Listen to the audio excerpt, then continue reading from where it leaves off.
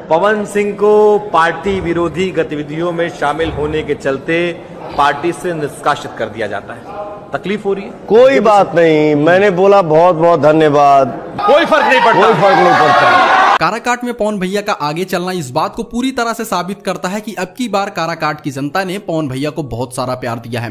हालांकि अभी तक चुनाव के मामले डिक्लेयर नहीं हो पाए हैं, लेकिन पवन भैया अभी बहुत ज्यादा मतों से आगे चल रहे हैं। उसी बीच में पवन भैया का एक वीडियो वायरल हो रहा है जिसमें वो साफ तरीके से कहते नजर आ रहे हैं कि बीजेपी से उनको कोई फर्क नहीं पड़ता, बीजेपी ने उनको पार्टी से निकाल दिया, इससे उनको कोई फर्क नहीं पड़ता, उनको काराकाट की जनता इसका जवाब दे देगी। और अभी तक जितने भी आंकड़े निकलकर दोस्तों सामने आए हैं, 2-3 घंटे में तो रिजल्ट भी आ जाएगा, लेकिन अभी तक पवन भैया बहुत ज्यादा मतों से आगे निकल चुके हैं, जिस वजह से ऐसा लग रहा है कि पवन भैया अब की बार तो काराकाट में अपना झंडा गाड़ ही देंगे। वैसे दोस्तों अभी तो इस समय तक अभी चुनाव का परिणाम निकलकर सामने नहीं आया है, लेकिन दोस्तों इस वीडियो के अपलोड होने के बाद आपको पता चल जाएगा कि कौन जीता है। तो इसके कमेंट बॉक्स में हमको जरूर बताइए क्या हमारे पवन भैया इस चुनाव को जीत पाए या फिर उनके साथ कोई साजिश हुई।